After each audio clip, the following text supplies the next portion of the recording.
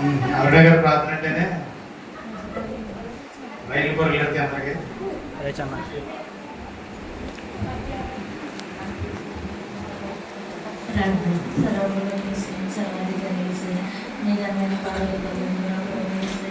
ఆరోగ్య సూక్తం ప్రభావ సైనిక ప్రభావ మీ పరిశుద్ధాత్మకమైన ఒక దూరమైన ప్రభావ అది విని గ్రహించే మనసును మా అందరికీ దయచేయండి ప్రభా యేసయ్య. నా ప్రభావ ప్రేమ అనురాగాలతో ప్రభావ ఈ మధ్యాహ్న సమయంలో నా ప్రభావ హృదయాంతమైన గొప్ప దేవ మధురములు ప్రభావ మా హృదయంలో మేము భద్రపరచుకుని విని గ్రహించే మనసును మాకు మా అందరికీ దయచేయమని నా ప్రాభిపాదని పాదాలు చెంది చేర్చుకోమని మా కోసం జీవులో పానపెట్టిన పరిశుద్ధరాములు అడిగి వేడుకున్నాను తండ్రి. ఆమేన్. ప్రార్థించిన అరుణ గారి వందనాలు. దీవెన వారు శరణం పల్లవి పాడవలసింది తెలియజేస్తారు. ఈ అవకాశం ఇచ్చిన దేవోద్యమికి పాస్టర్ గారికి సాయంజన్ పాస్టర్ గారికి మన పాస్టర్ గారికి పిలిచిన మీ అందరికీ నా హృదయపూర్వక వందనాలండి. చిన్న పాట పాడతాను, ఒక చరణం పాడతాను. 2 చరణాలు ఉన్నాయి, ఒక చరణమే పాడతాను.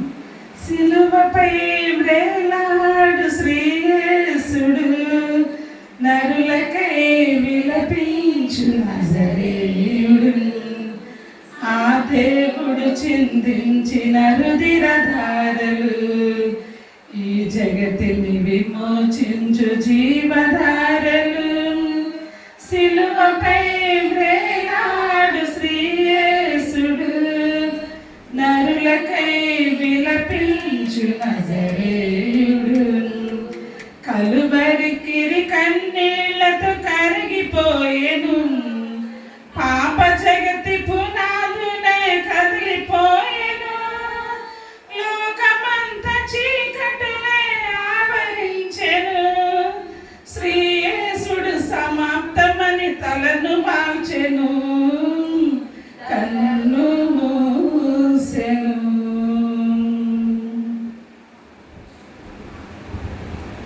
పాట పాడి వినిపించిన దీవెన వారికి వందనాలు తెలియజేస్తున్నాం.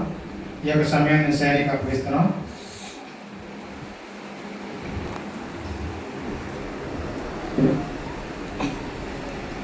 అందరికీ గుడ్ ఫ్రైడే శుభాకాంక్షలు అండి.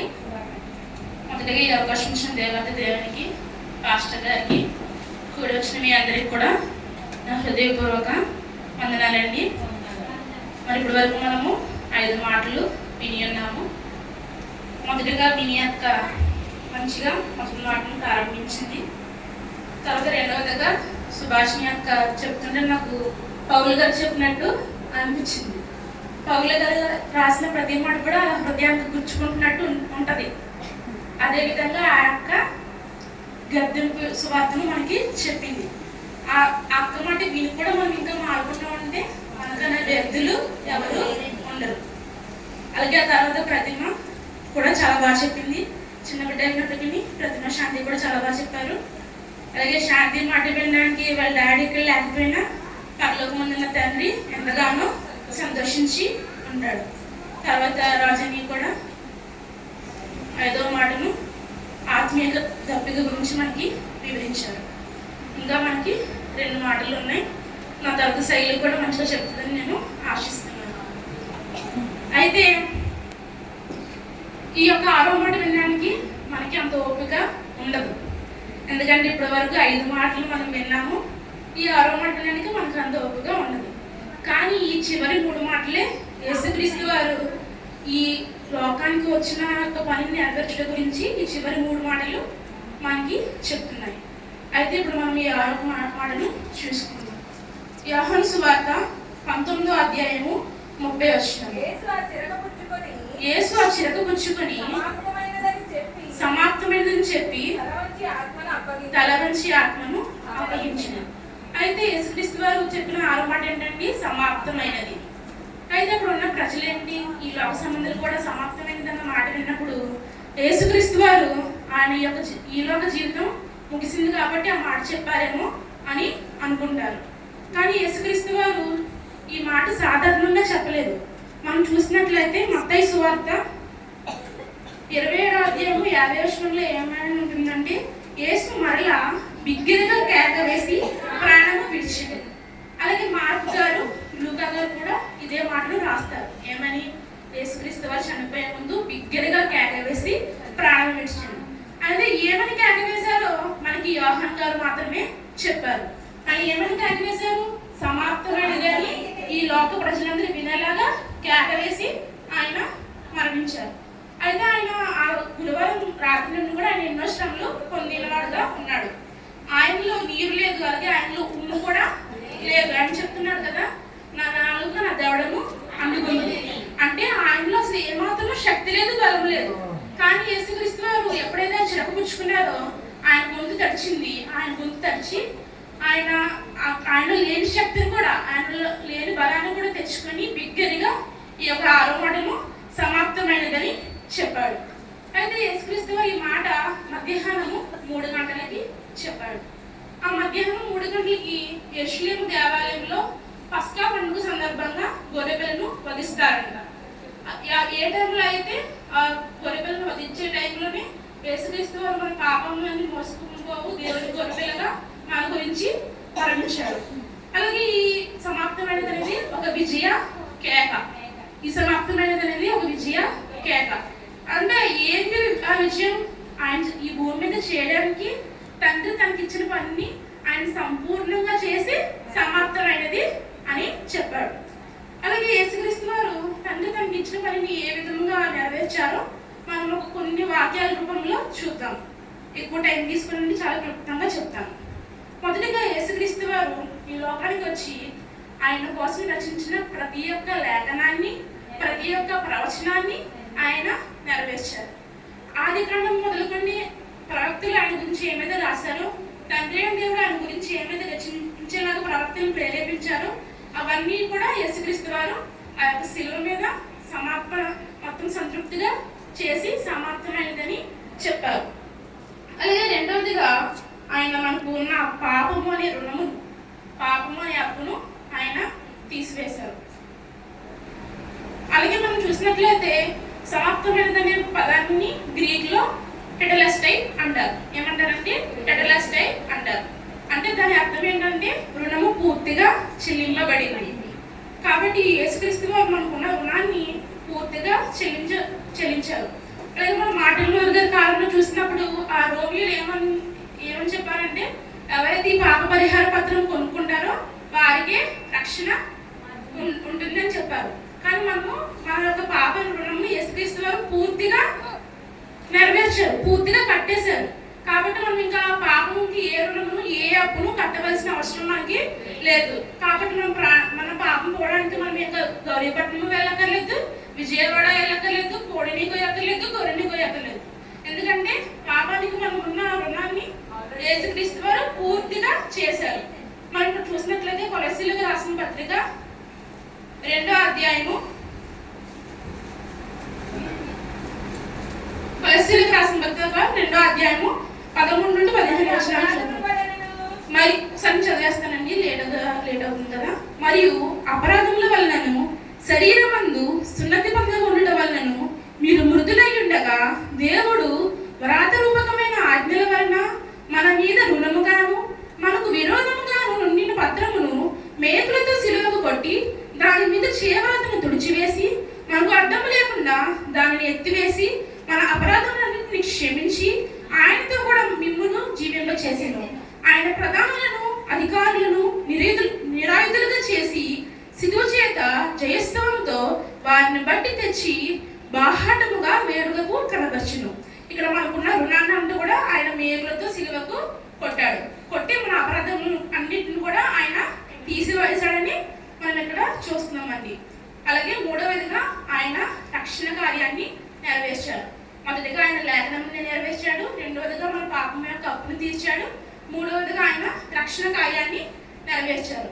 అయితే రక్షణ కార్యాన్ని నెరవేర్చడానికి మనుషులు ఎవరికి యోగ్యత లేదు. ఎందుకని? మనం అందరము పాపం చేసి దేవుడు అనుగ్రహించిన మహిమను పొందలేకపోతున్నాము. కాబట్టి ఆదాము మొదలుకొని ఇప్పటి వరకు ఏ మానవుడికి కూడా ఈ రక్షణ కార్యం నెరవేర్చే యోగ్యత లేదు.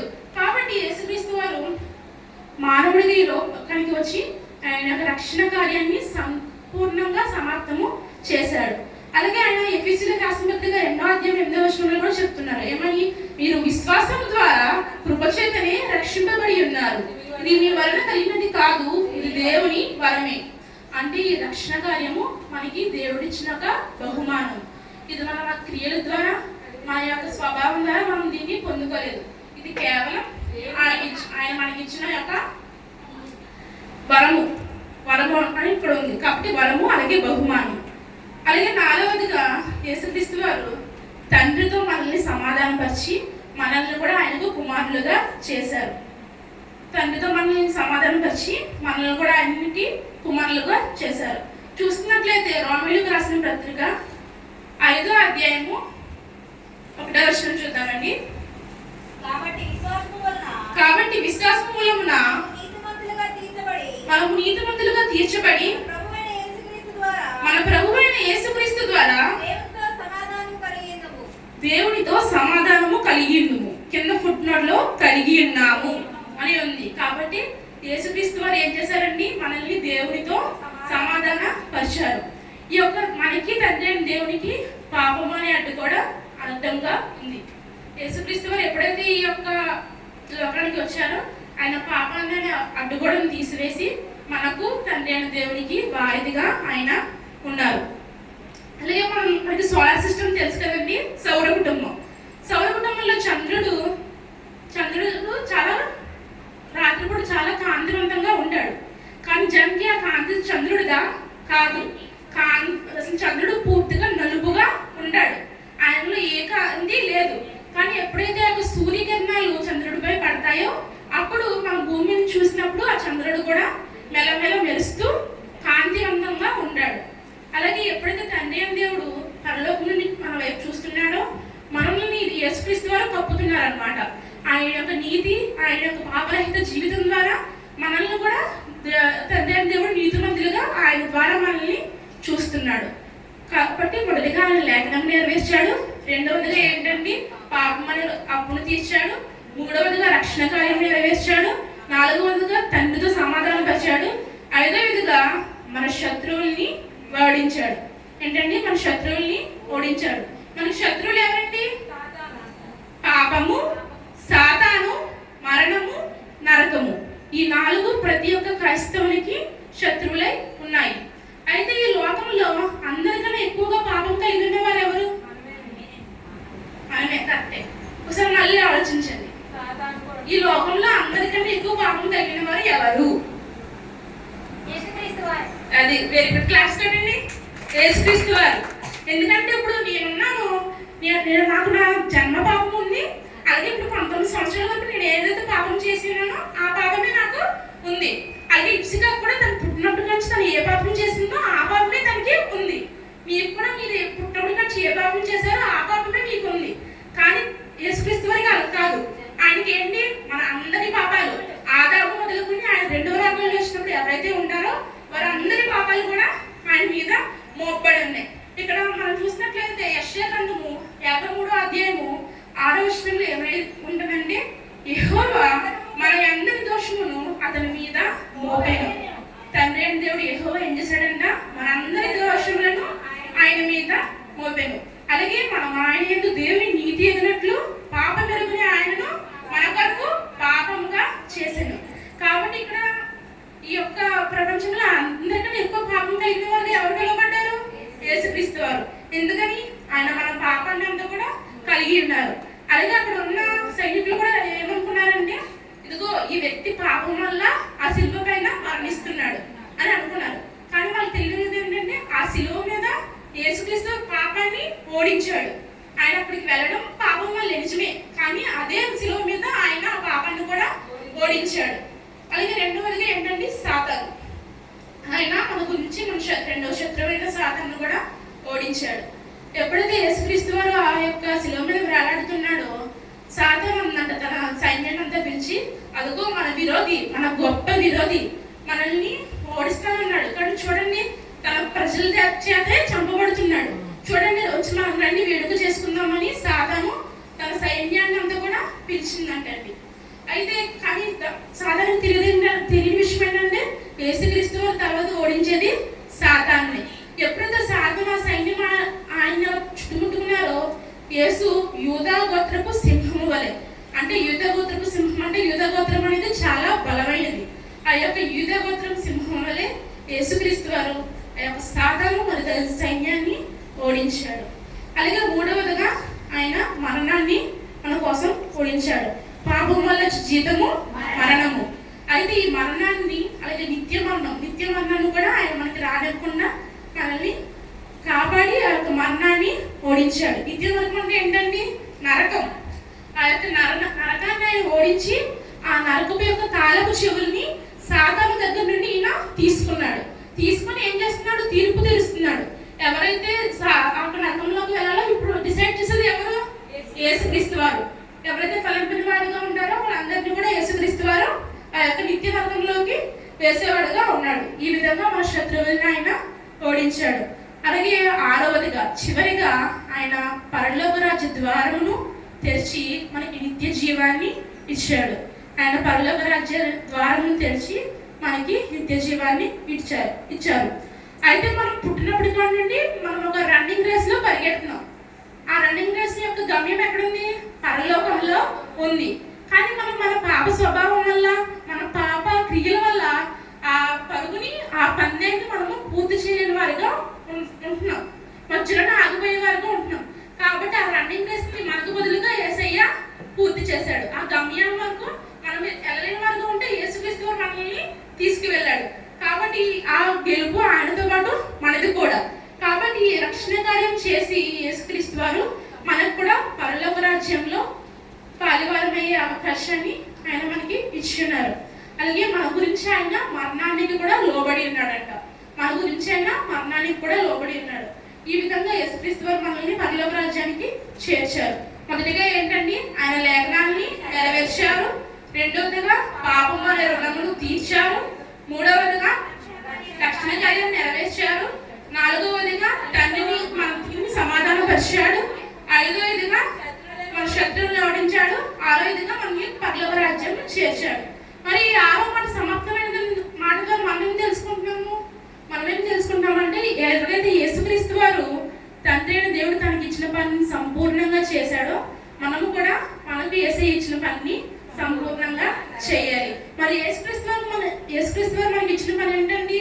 మత్తయి సువార్త 28వ అధ్యాయము 19 నుండి 20 వచనాలు.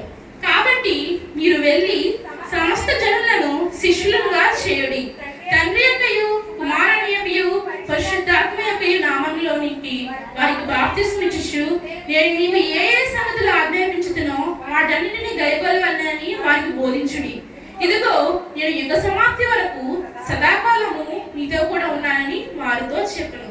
ఇక్కడ యేసుక్రీస్తు వారు ఈ మాట శిష్యులకు మాత్రమే కాదండి, మన అందరికీ కూడా చెప్తున్నారు. మనం ఈ రక్షణ కార్యం తెలుసుకున్నాం కదా, ఈ రక్షణ సువార్తను. అలాగే మనము ఈ రక్షణ సువార్తను ఇతరులకు చెప్పేవారిగా ఉండాలి. ఆయన చేయుటకు మనకి ఇచ్చిన పనిని మనము సంపూర్ణంగా నెరవేర్చాలి. అలాగే ఆయన మన శత్రువులను ఓడించారు కదా, మళ్ళీ మనము మన శత్రువులతో ఫ్రెండ్షిప్ చేసుకోకూడదు. మన శత్రువులను ఓడించాడు, మళ్ళీ దగ్గరికి వెళ్ళి శత్రువులతో ఫ్రెండ్షిప్ చేసుకోకూడదు. అంటే ఏంటి? మళ్ళీ పాపం దగ్గరికి మనము వెళ్ళకూడదు, పాపంకు విరోధంగా ఉండాలి. మళ్ళీ సాతాను దగ్గరికి మనము వెళ్ళకూడదు, సాతానుకు విరోధంగా ఉండాలి. మరియు మళ్ళీ నిత్య మరణము నరకంలోనికి వెళ్ళిపోయే పనులు మనము చేయకూడదు, వాటికి కూడా మనము విరోధంగా ఉండాలి. కానీ మానవునికి సాధ్యమా?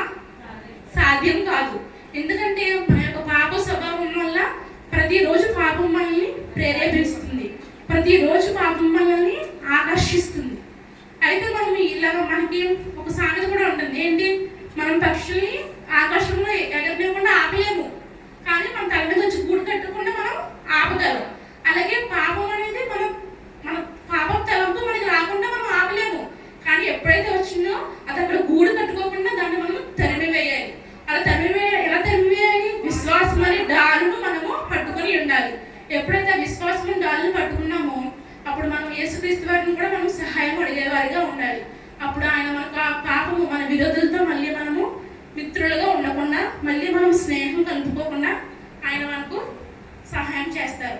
అలాగే ఈ విధంగా మనల్ని మనం జాగ్రత్తగా మన విశ్వాసాన్ని కాపాడుకోవాలి. అలాగే మన ఇతరులను కూడా మనము రక్షణలోకి తీసుకురావాలి. ఎప్పుడైతే ఇలా తీసుకొచ్చామో మనము 2 తిమోతి 4వ అధ్యాయం 7వ వచనం చూడండి.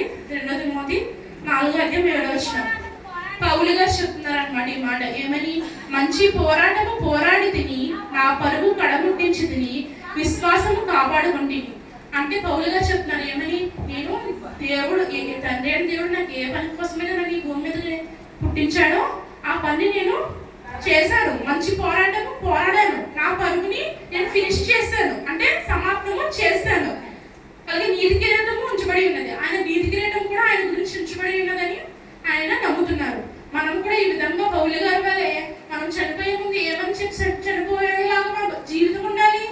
మనం కూడా మంచి పోరాటం పోరాడిదని, నా పరుగు తుదముట్టించింది అని చెప్పే వారిగా అలా చెప్పే గట్స్ మనకు ఉండాలి. ఆ విధంగా మనము ఈ భూమిపై జీవించాలి. అప్పుడు యేసుక్రీస్తు వారు ఏమంటారు మనల్ని? బలా నమ్మకమైన మంచి దాసుడా, అలాగే నేను నీకు ఇచ్చిన పని నువ్వు సంపూర్ణంగా సమాప్తం చేసావు కనుక రమ్ము, నాతో కూడా నా తండ్రితో పాటు ఈ పరలోకంలో నువ్వు కూడా పాల్గొనము, నివసించు అని చెప్పి యేసుక్రీస్తు వారు మనల్ని ఆహ్వానించేవారిగా ఉన్నారు. ఇక్కడ చిన్న మాట దేవుడు దీవించిన కాక చివరిగా ఒక్క పాట చరణం పాడి నేను ముగిస్తానండి.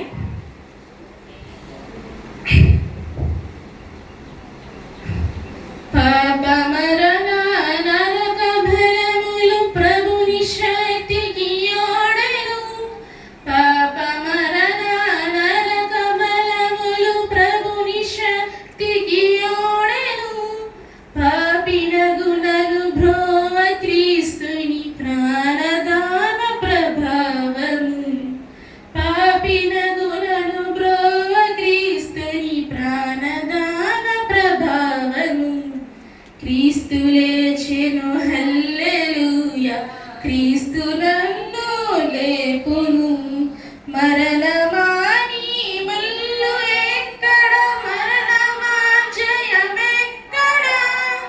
మరణమాని ముల్లు ఎక్కడ, మరణమా జయమెక్కడ. మరణమాని ముల్లు విరిగెను, మహిమ క్రీస్తులో నింపుడు. మరణమాని ముల్లు విరిగెను, మహిమ క్రీస్తులో నింపుడు. క్రీస్తు లేచెను హల్లెలూయా, క్రీస్తు నన్ను లేపును. ఇది యేసు నాద సత్యము, ఇలను చాటుడి నిత్యము. ఇది యేసు నాద సత్యము, ఇలను చాటుడి నిత్యము. అంటే క్రీస్తు లేచెను ఈస్టర్ రోజున, అలాగే మనం కూడా మరణించగా లేస్తాం అనేది ఈ యొక్క జీవితం యొక్క సునాద సత్యము. అంటే ఎంతో అందమైన సత్యం ఇది. దేవుడి మాటను దీవించినగా ఉన్నాను.